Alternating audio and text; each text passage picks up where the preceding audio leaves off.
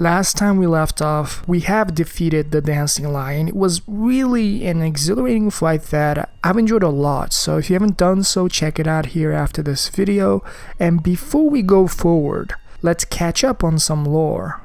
When the Impaler's army assailed the tower, the ritual of the lion dance was turned towards martial ends. Its divinity, its fury, its light-footed beauty. Divine beasts are the messengers of the heavens, and their rage mirrors the tumult of the skies, of which storms are the pinnacle. This is a very clear reference, at least in my mind, of Farmazula and its storm-related associations with Plesutissax and the dragons. That period of history was marked by the beasts and the dragons, right? Symbolizing the Crucible at its core before Marika and the birth of the Erdtree. The divine bestial dance has now turned into martial arts to protect themselves from Messmer and Marika's troops. At least, that's kind of what I'm reading here.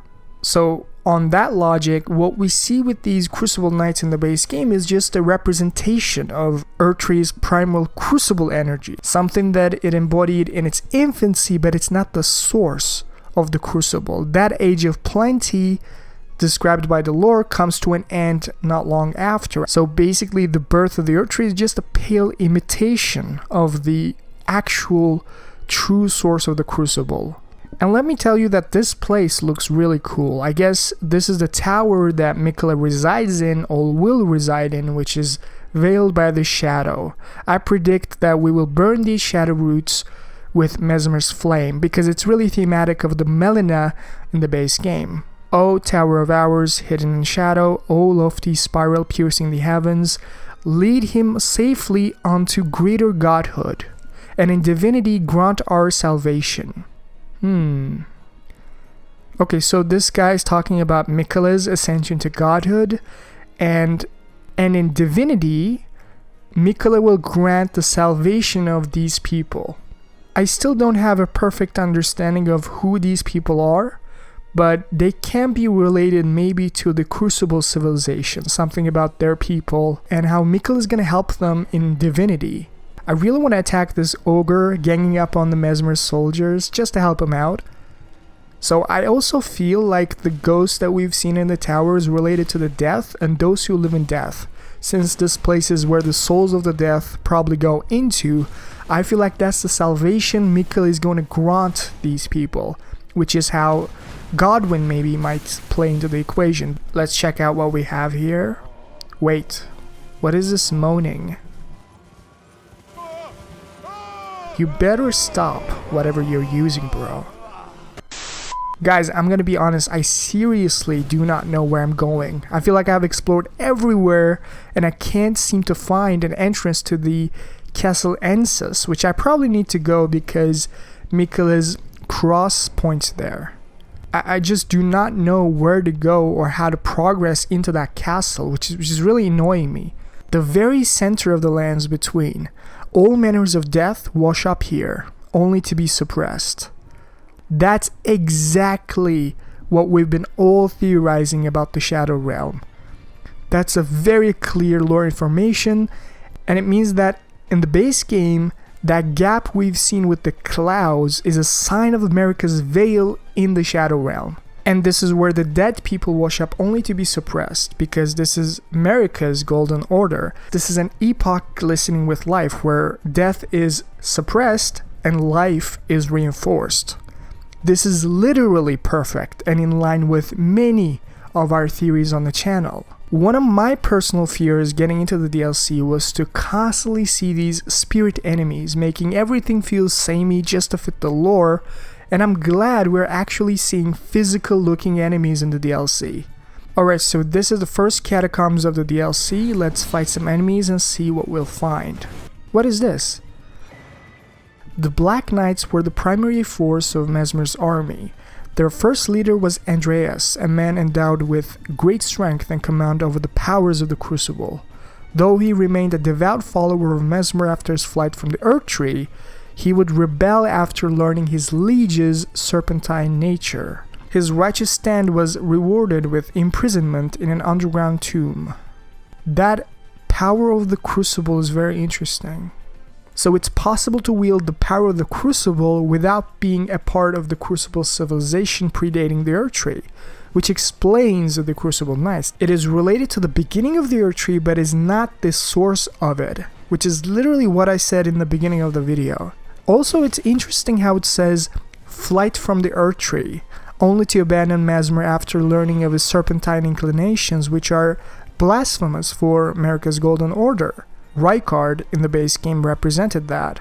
So Messmer initially aligned with Marika and the Erdtree, eventually betrayed her in some way and for some reason. Oh, how it hurts from tip to toe. Help me, I must ask, am I human still? Is that the reason I yet suffer so? When the weak was infected with the dreaded fly sickness, they perished well before the metamorphosis could take hold. Oddly, those who cared for the infected made certain that they were given a proper burial, were never infected themselves.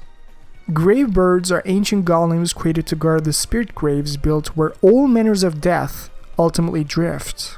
Alright, so where do I go now? I still feel very much stuck. Let's check out this Belurat jail with burial pots.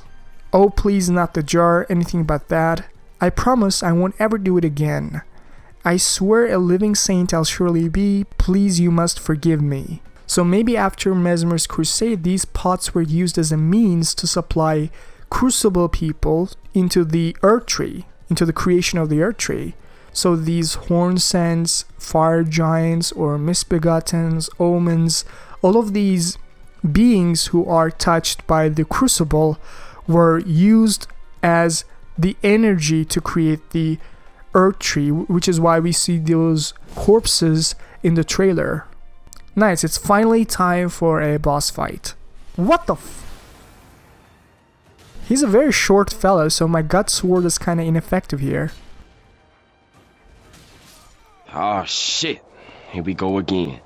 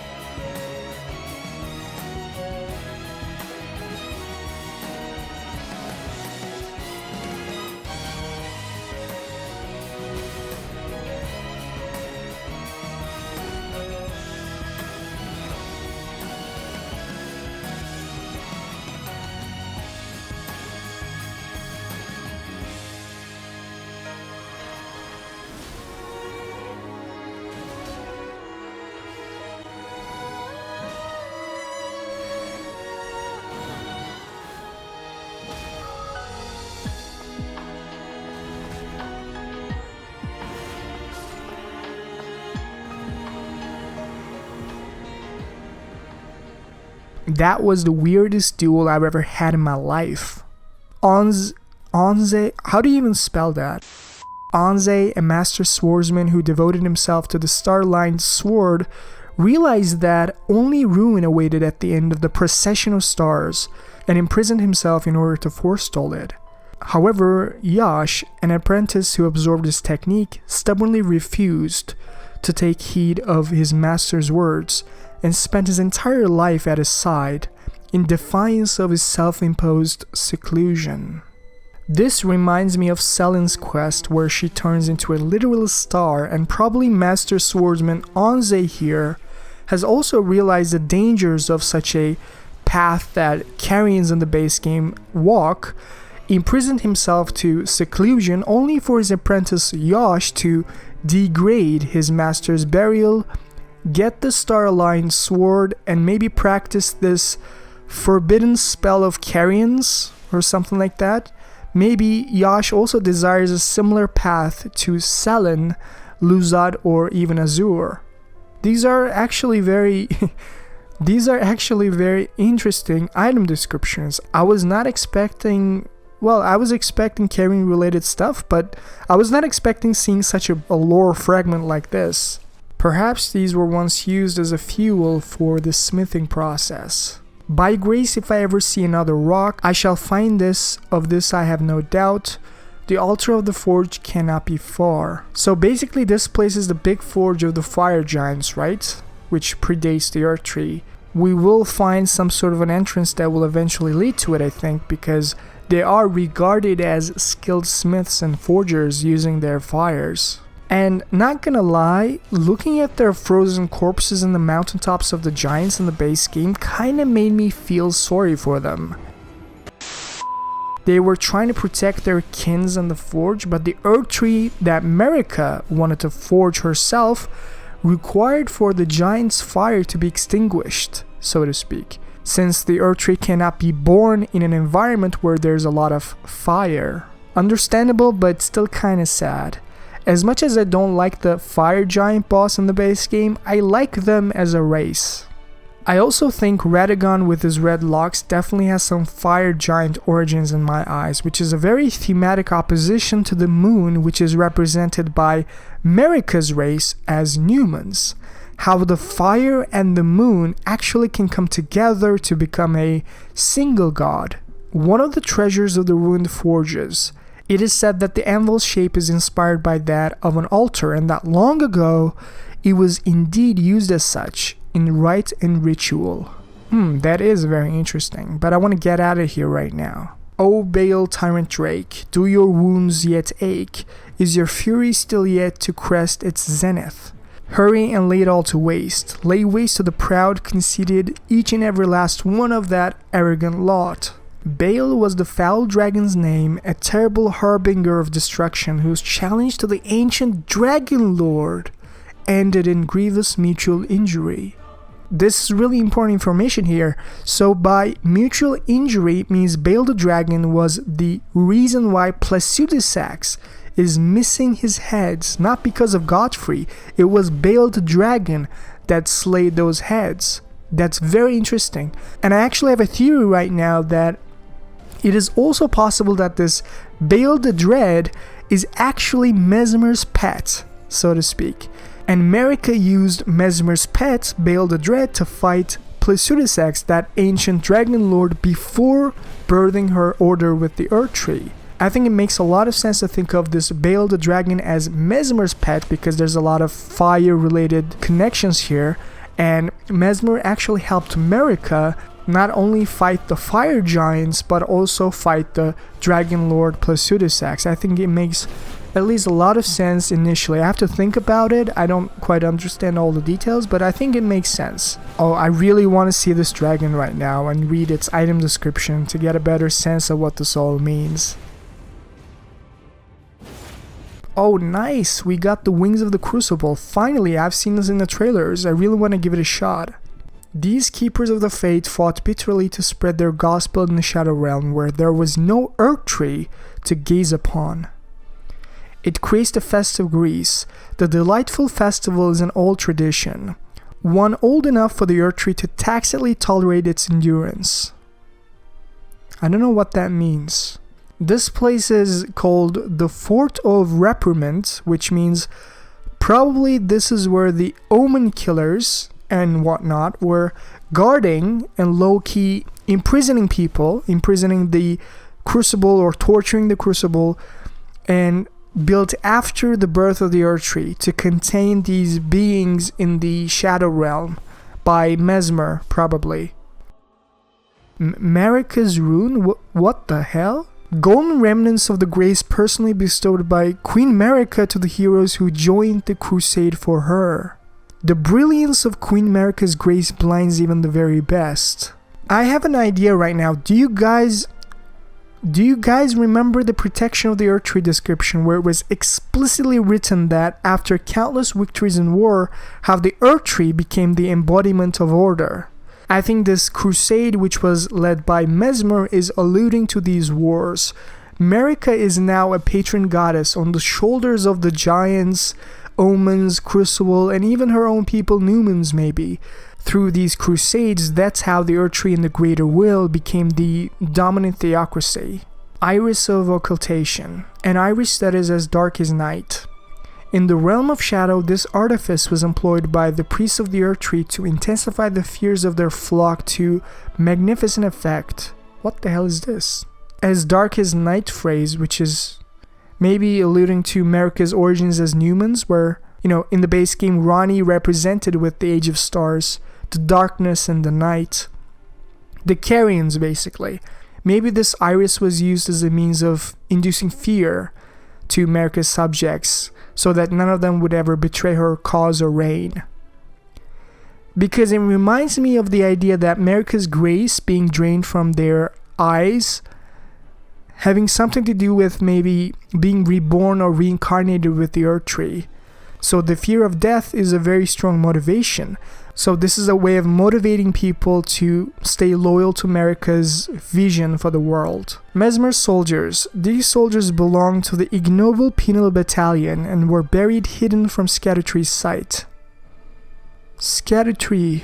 So Shadowtree means Shadowtree.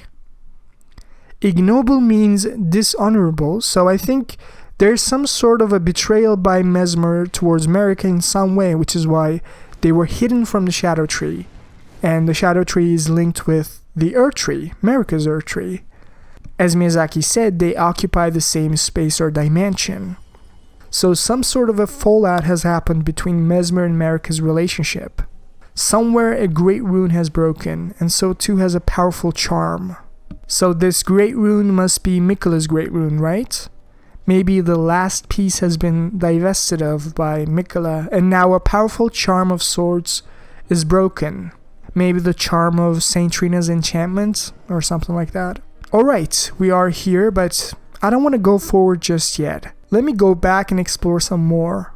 I abandon my heart here. Miquella is going all out, I see. Intriguing. What remains there to be said? Do you presume us allies even now? Though Miquella's spell is newly broken, I must profess, the spell mattered little. Uphold his covenant, Miquella shall, and in godhood redeem our rueful clan. Then Marika and vilest Erdtree both will at last be from divinity wrenched. And surely, contented I will be. But first, clear resounds the call of vengeance. The Impaler, Messmer, must pay his due. In vengeance for the flames, my blade I wield. How could I allow myself to forget? Revenge alone assures me peace of mind. Think not to hinder me upon my path, lest you too wish to face the reckoning. Oh, hello. Did you feel it? Miquella the Kind's enchantment appears to have broken. But while my devotion to kindly Miquella remains unchanged, by my troth I am not so sure about the others. No, wait. Perhaps this is a blessing in disguise. I can wield my sword to cull the undeserving, those unfit to bask in tender Miquella's presence. I should have thought of this earlier. Right. It's time to begin ferreting out those of us who don't deserve to be at kindly Miquella's side. I don't know what to do. Our mother abandoned her brood. She did not love us. We are her children. What should we do? Must we be sad forever?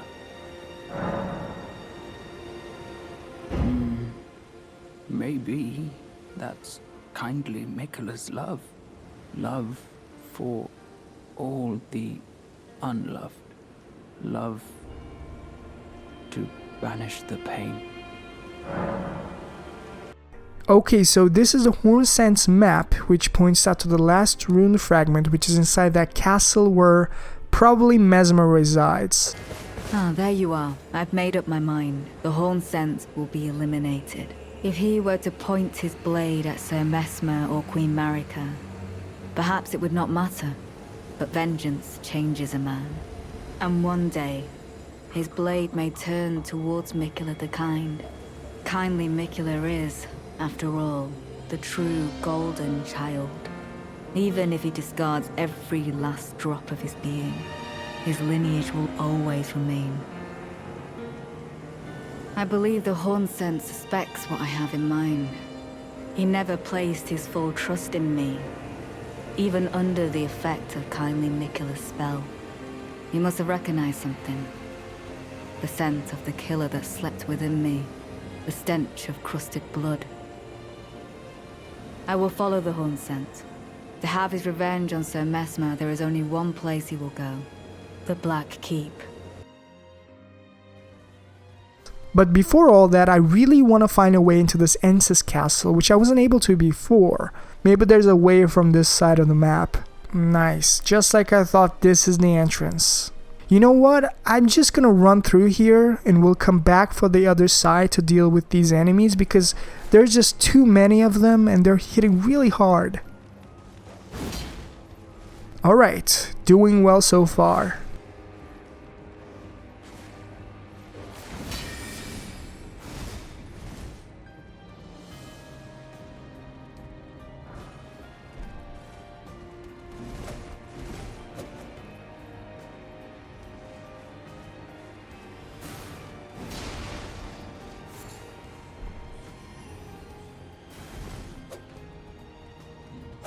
Thank you, invincibility frames, while opening the door. Nice, here is the grace.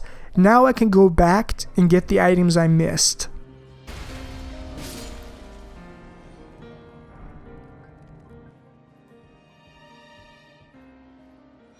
Rellana's cameo. O Marika, I beg, embrace your child and give us a sign.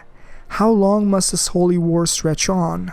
Let me also just get rid of this carrying warrior real quick.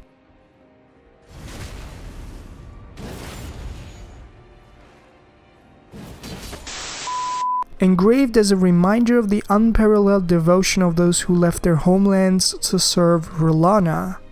Rennala or Rellana? What? This person must be related to Rennala for sure. Interesting, so let's just keep on going.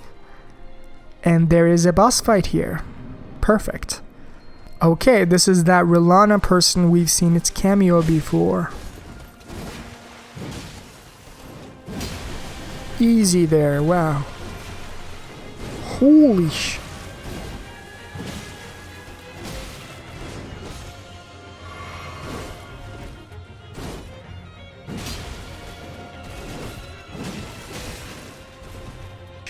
Wait, what is that?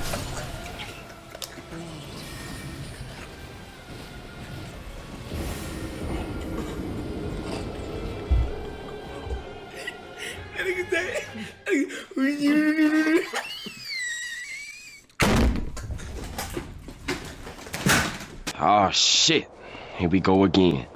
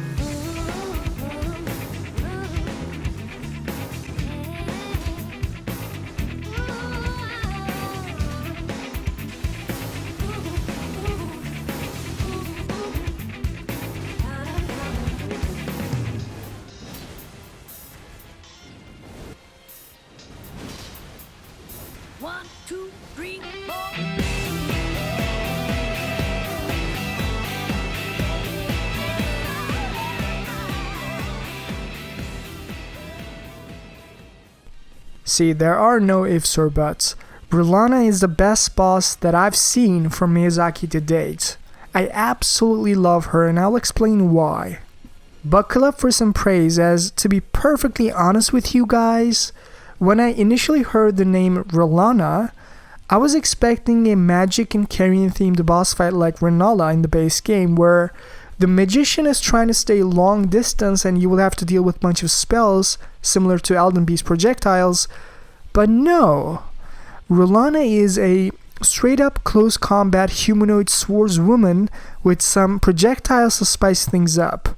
She's not only extremely skilled as a warrior, but can actually teach a thing or two to Malenia and Crucible Knight. Remember, Rellana is a very combo heavy boss. You can't just wait around dodging the attacks constantly for your turn to come around, which is frankly true for all Elden Ring bosses, but especially for flowchart heavy bosses like Morgott, Malenia, Crucible Knight, and doubly so for Rellana. I do not know at this point, because this is a blind playthrough, what the general consensus is regarding Rellana, but I can already tell just from her demanding nature that some people might find her oppressively hard, maybe even on the brink of unfair due to her fast pacing and relentless combos.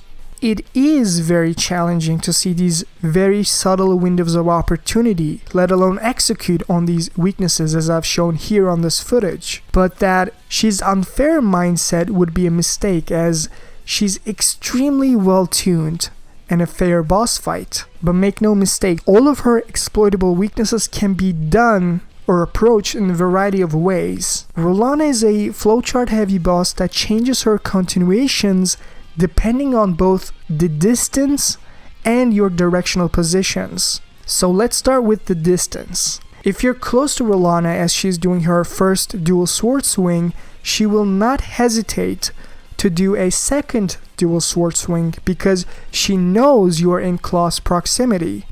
But if you quickly create some distance by running backwards at the end of her first dual swing, she will change her second dual swing into a carrion projectile arc magic to catch you off guard, fully knowing that you're long distance right now. So she changes her attack depending on your distance. And now let's talk about the directional position. One of the best ways I can show how she changes her combos based on directional position is this one. Now this is an interesting series of punish windows that I found which exploits various mechanics. Dodge backwards at the precise moment she swings her blade, otherwise she will roll catch you. The dodge windows are very precise here. Afterwards, right as she starts the combo, you need to do a jump R2 to low profile her really quick swing, which would contact you if not for the reduced height after jumping.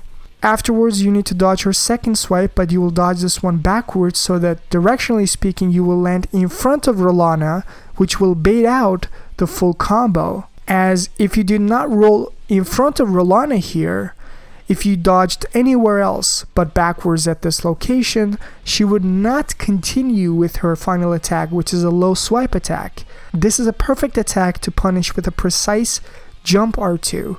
Do it immediately after rolling backwards because she's really fast. So this is the exploitation of the combo, and as you can see, you can bait out or stop combos depending on both the direction of where you are and the distance in relation to Rellana. This is all very enjoyable stuff to figure out on your blind playthrough.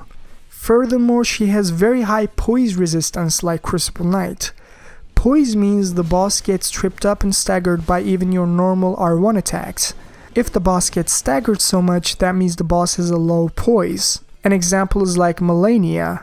On the contrary, if you do a charged R2 on Crucible Knight, he never gets staggered no matter what. This means the Crucible Knight has high poise. And in the case of Rellana, she has a very high poise. She never gets tripped up by even colossal weapons unless, of course, you posture break her. And it's not that easy to get your posture break without a lot of aggression. Rellana not just have the Crucible Knight's high poise, but she's also as fast as if not faster than Malenia, with an even more complex long combos and delayed swings.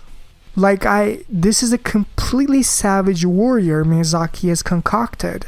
Rellana is just absolutely incredible. She has an amazing flow that I really enjoyed. And let's talk about one of the most advanced techniques that I'm using, and that is low profiling with jump R2s.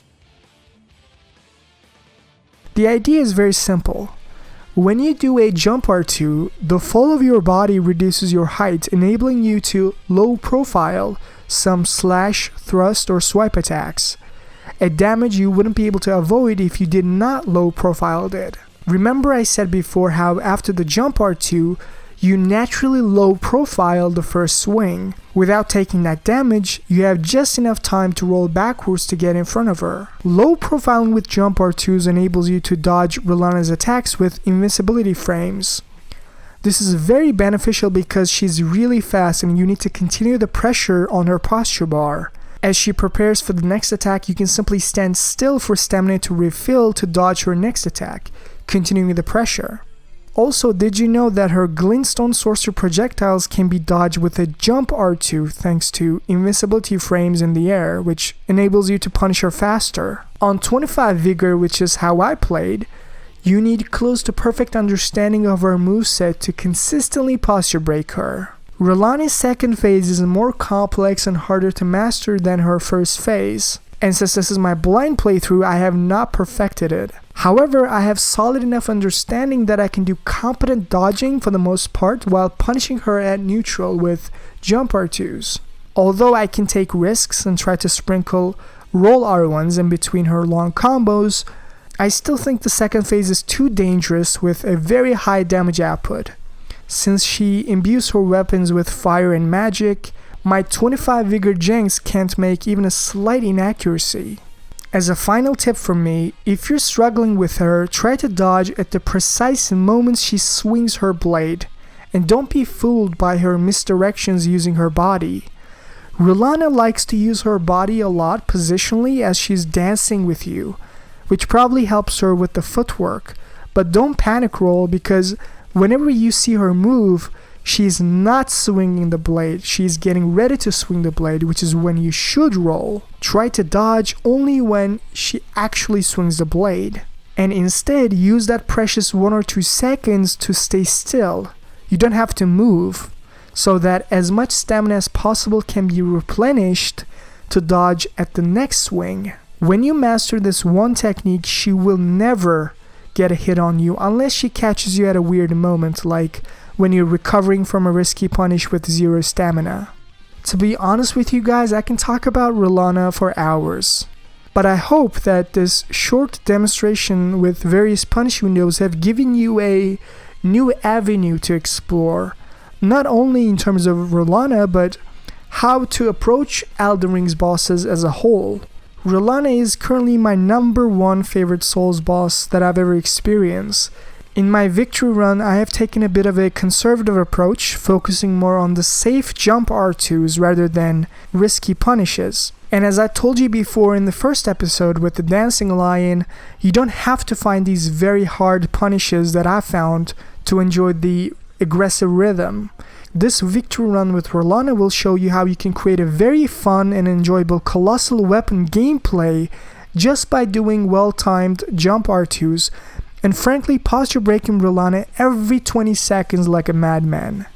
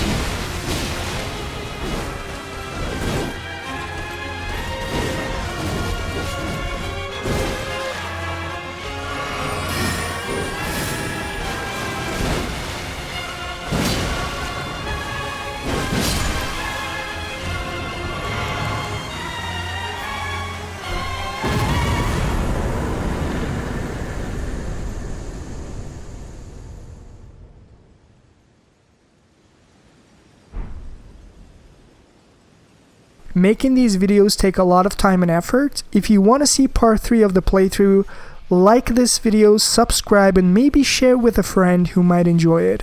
As always, thanks for watching, and I'll see you in the next one.